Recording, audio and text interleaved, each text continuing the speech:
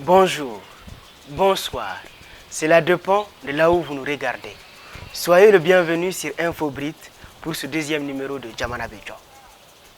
Des habits que nous portons, à l'éducation que l'on nous offre, de la nourriture que nous mangeons, à la santé et à la sécurité que nous recevons, tout est politique. Cependant, on ne peut pas parler de changement, de renouveau, tout simplement de Malikoura, si les jeunes, c'est la même censée changer la donne, ne s'intéressent pas à la politique, fuient le milieu politique et trouvent toujours des excuses pour ne pas participer à la vie politique de leur pays. Devenus des pions sur un échiquier, on parle d'eux sans eux. Ces jeunes pourtant sont nombreux dans les associations et dans les centres de bénévolat, mais se refusent à faire le cap et à s'intéresser à la politique. Cependant, il n'y a pas de règles sans exception. Et dans le milieu politique malien, ils le sont. Jeunes, talentueux, ils ont décidé de changer tout un paradigme. Quelle est leur histoire? Comment tout a commencé? Mais avant tout, quelle est leur définition de la politique? Écoutons-les dans ce deuxième numéro de Djamana Bejo, jeunesse et engagement politique.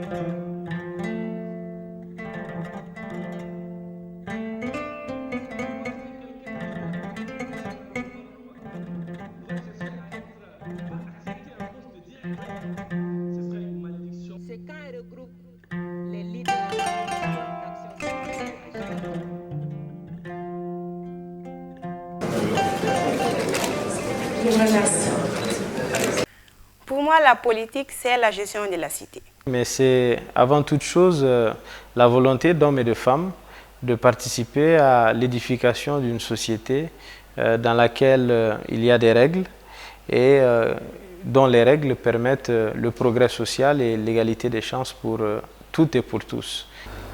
La politique, c'est un don de soi à la cité pour assurer le minimum vital, pour faire face aux enjeux présents et futurs, pour assurer la voie du bonheur à son peuple. Participer au développement de son pays, de sa circonscription, de sa région, de là où on vient, d'aider sa population à avoir une meilleure vie. Donc la politique, c'est vraiment un engagement global qui commence au niveau local d'abord et qui vise au rayonnement international de l'ensemble dont on fait partie. En voyant ces jeunes, automatiquement une question nous vient à l'esprit, à savoir quel a été le déclic leur ayant permis de s'engager en politique. Bref, comment tout a commencé.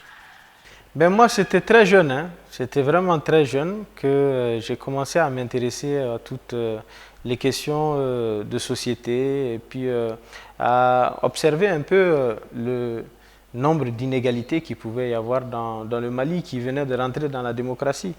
Au fil du temps, j'ai noué des amitiés avec des gens qui venaient de tous les milieux, hein. J'ai eu la chance de grandir dans une famille qui était une famille de hauts fonctionnaires et de commerçants. Et donc voilà, j'ai eu accès à un certain niveau d'éducation, mais qui ne m'a pas fait perdre pied des réalités.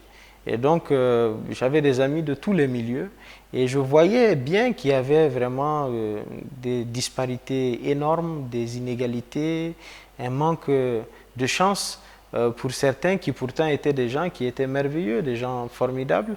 Et je me suis dit que voilà, c'était pas normal que le pays soit comme ça et qu'il y ait autant d'inégalités dans notre pays.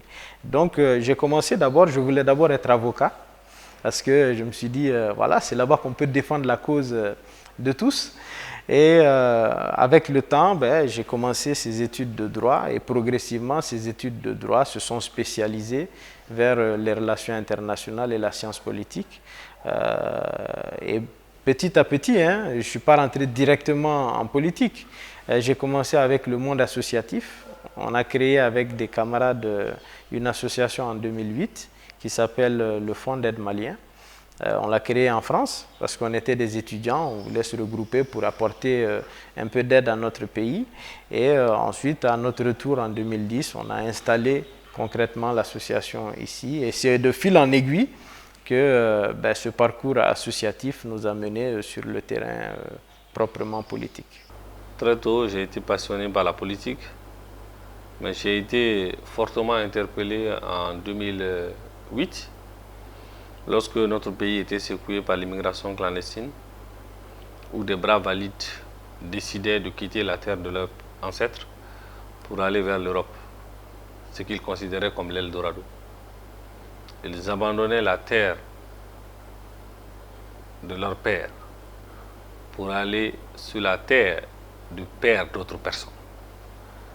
Nous avons estimé que le désespoir qui entraîne cela ne peut pas être une fatalité. La situation de précarité, la situation de pauvreté, de sous-développement que connaissent nos pays ne peut pas être une fatalité. Le processus de développement est un processus fini, c'est un processus connu. Il n'y a rien à inventer. Et comme vous le savez, la politique, c'est cet instrument qui décide de l'avenir d'une nation. Et nous avons décidé en son temps, étudiants, de nous engager en politique pour accéder aux postes de responsabilité en vue de prendre les décisions qui, de notre point de vue, permettront d'assurer un avenir meilleur, non seulement à notre génération, mais surtout aux générations futures. Je me suis engagée en 2016. Ce qui m'a poussée à faire la politique, c'est que j'ai une grande inspiration au changement. J'ai la ferme conviction que le développement d'une nation commence par sa jeunesse. J'ai participé à des actions sociales avec des jeunes de mon quartier, notamment à faire des dons, à participer, à aider des familles démunies qui n'avaient pas de moyens à l'époque d'avoir des soins. À travers Canam, nous avons inscrit des familles, des veuves. Aussi, nous avons eu à faire comme nous sommes en mois de Ramadan, des périodes de carême, nous organisons des coupures collectives dans les mosquées, dans les quartiers précaires de Bamako, pour essayer vraiment d'apporter un peu plus de ce que nous pouvons. Et ceci se faisait avec fonds propres, c'est-à-dire que nous cotisons, et avec ceux de nos parents, des proches qui nous aidaient aussi un peu. Donc c'est ça qui m'a amené à me dire pourquoi pas m'engager. Et ce n'est comme ça que nous nous sommes engagés en politique pour porter une nouvelle voie, la voie de l'espoir, la voie de l'espérance, pour réhabiliter la chose politique, réhabiliter les hommes politiques, pour démontrer suffisamment à nos compatriotes, à nos frères de la jeunesse, que la politique, ce n'est pas ce qui nous est présenté aujourd'hui. La politique, c'est un don de soi à la République, à la cité. La politique, c'est un engagement pour le bien et non un engagement pour contrôler des ressources au seul profit d'un individu ou d'un clan.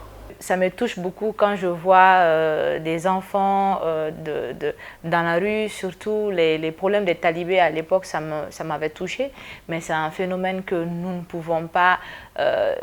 tu as beau avoir de l'argent, tu as beau avoir la volonté de le faire, il faut vraiment être dans un niveau politique pour pouvoir gérer cette situation.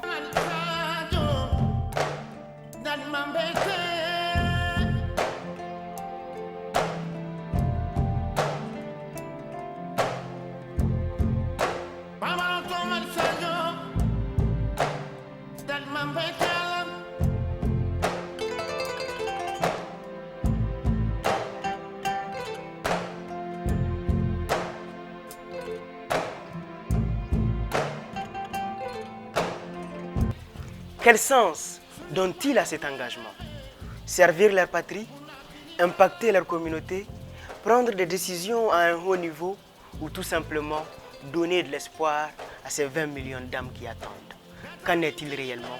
Écoutons-les. Le sens profond, c'est vraiment d'avoir un impact sur la communauté. Le sens que je suis jeune et que voilà, et chaque génération doit aussi amener sa petite contribution au développement de son pays. Je suis quand même très heureux de constater qu'ils sont nombreux, nos compatriotes, qui continuent à nous encourager, qui nous félicitent en longueur de journée pour ce que nous faisons pour le pays, les positions que nous prenons, la défense des intérêts stratégiques du Mali que nous faisons de façon volontariste.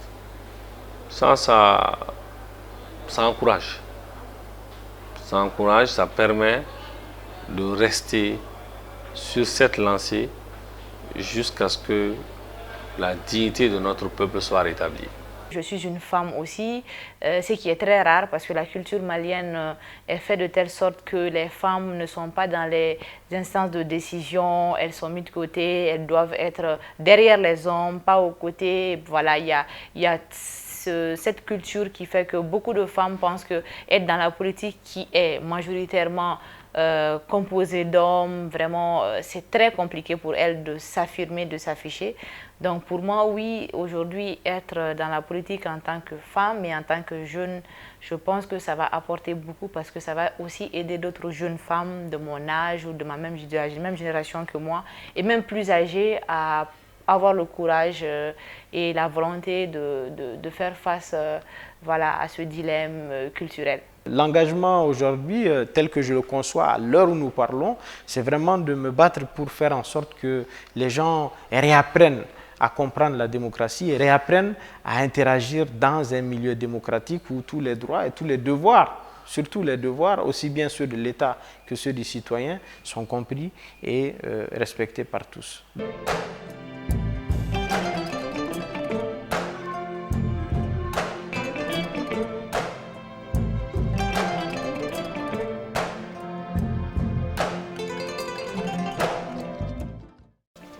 Au Mali, ce déficit d'engagement est remarqué par tous, ce qui fait que des organisations se sont levées et ont mis des initiatives en place pour pallier à ce problème en formant les jeunes.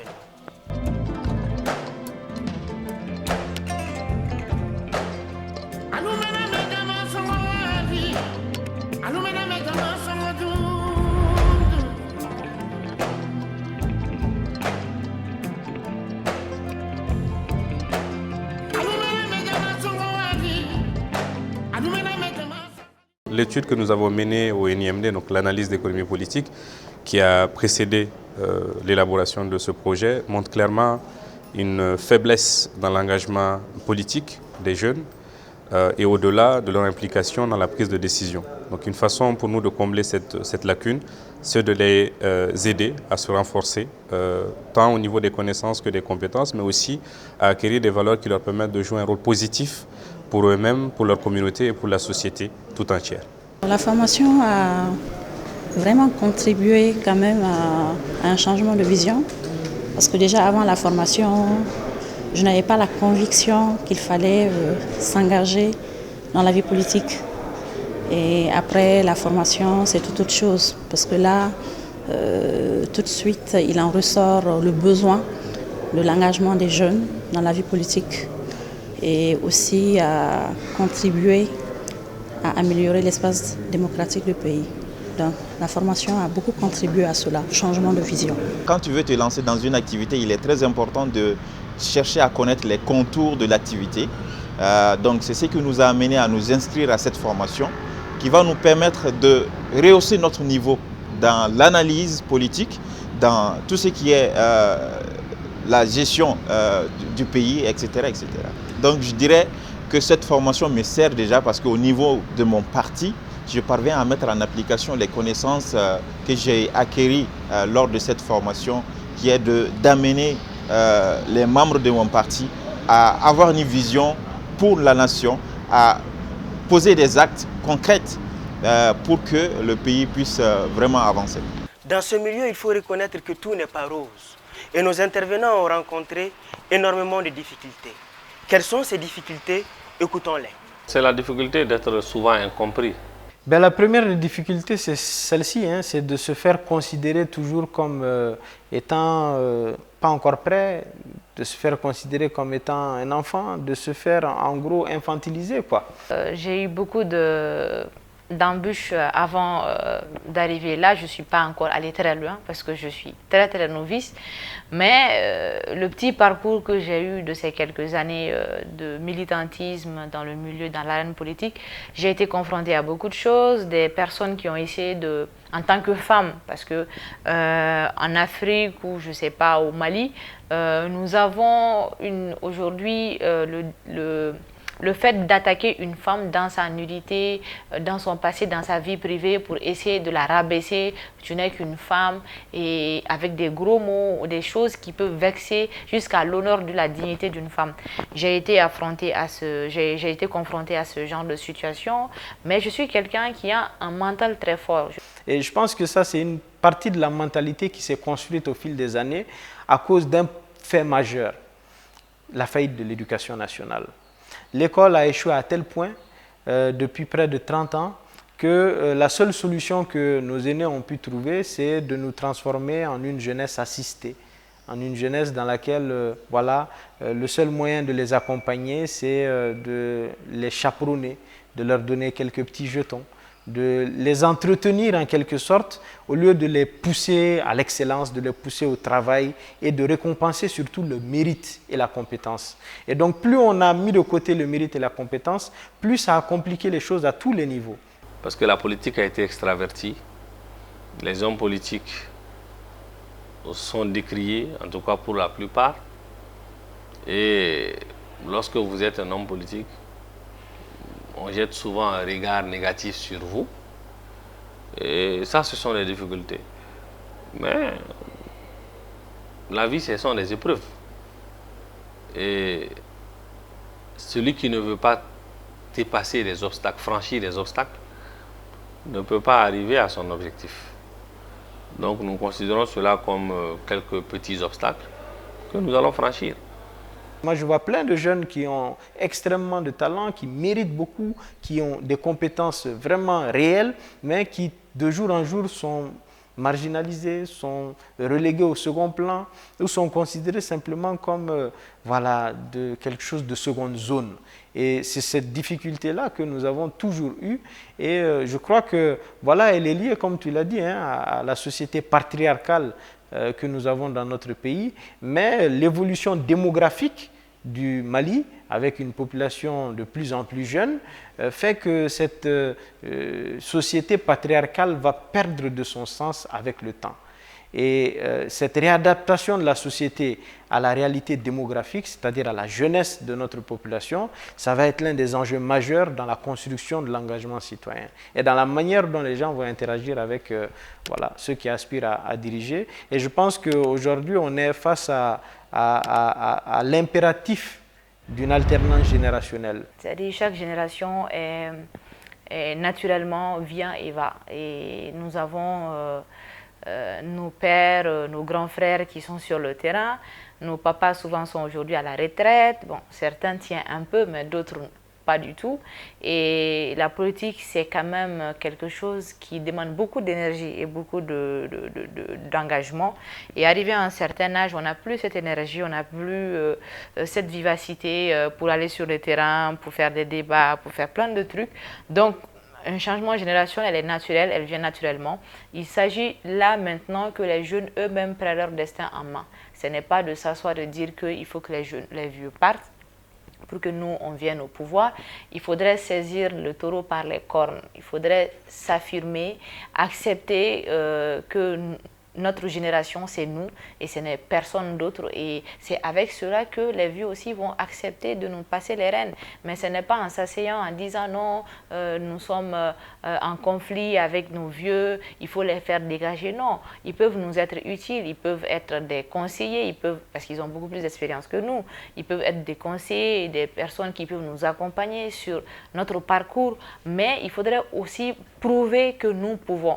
Prouver que nous pouvons aujourd'hui prendre la relève. Et ça ne dépend pas des vieux, ça dépend des jeunes qui doivent être conscients de leur rôle. Je ne suis entretenu par aucun homme politique.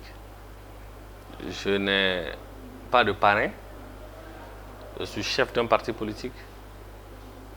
Je suis, comme le disait Nelson Mandela, le commandant de mon âme et le maître de mon destin. Je n'obéis aux injonctions de personne. Je prends mes positions conformément à ma conscience et aux intérêts stratégiques du Mali.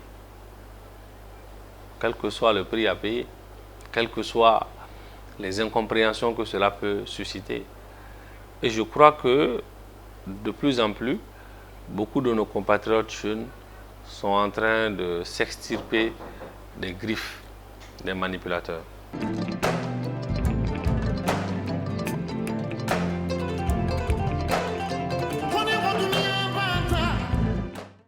Que dire à tous ces jeunes pour qu'ils décident de franchir enfin le cap et de s'impliquer dans la vie politique de leur nation? Je veux leur dire qu'ils ont tort de refuser de s'engager en politique. Je veux leur dire que nous payons peut-être aujourd'hui le prix de leur absence d'engagement politique. Je vais les inviter à s'engager massivement en politique pour que la jeunesse puisse prendre le contrôle de notre pays, pour que la jeunesse puisse apporter de son dynamisme, pour que la jeunesse puisse faire en sorte que notre nation embrasse le progrès social, le progrès économique, la stabilité et surtout notre nation rentre dans le cercle très restreint des États émergents. Ceux qui sont entre les griffes de manipulateurs et qui continuent à se faire entretenir, je vais leur dire, le moment est venu d'arrêter. Le moment est venu de sortir de ces griffes-là. Parce que ça n'a pas de lendemain. À force de nous désengager, à force de ne plus nous intéresser à la chose, eh bien finalement le pays en est arrivé là où il est aujourd'hui. Et donc c'est de notre responsabilité à nous, dont l'avenir est devant nous, de nous lever pour faire en sorte que cet avenir soit meilleur que le présent et le passé que nous avons connu. Ce que je dirais aux jeunes, en particulier aux jeunes dames, c'est que elles sont très invisibles, je dirais, sur l'arène politique, dans la vie même associative et tout, parce qu'elles ont peur de s'engager. Elles ont peur de s'engager parce que pour eux, une femme a beau aller loin dans la politique, elle ne peut pas faire face aux hommes. Elle ne peut pas affronter le regard des hommes sur des questions de décision du pays parce que pour eux, la culture même a fait un frein à cela. Il faut qu'elles sortent de ça. Nous sommes en 21e siècle, nous ne sommes pas au temps où la place de la femme, comme on dit, était dans la cuisine.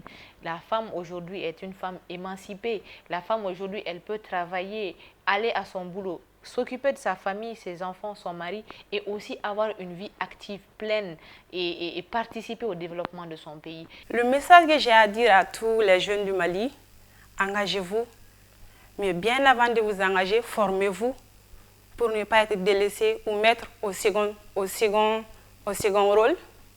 Engagez-vous et formez-vous et surtout battez-vous pour vos idéaux. Longtemps, le jeune a été observateur et pion dans l'espace politique malien.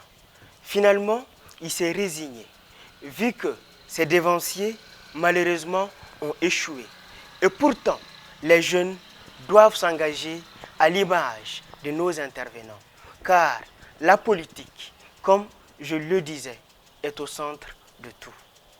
Et n'oublions pas que des habits que nous portons, à l'éducation que l'on nous offre, de la nourriture que nous mangeons, à la santé et à la sécurité que nous recevons, tout est politique. Et comme le dit Montalembert, si vous ne faites pas de la politique, elle vous fera tout de même. Alors, jeunes Maliens, qu'attendez-vous? Merci.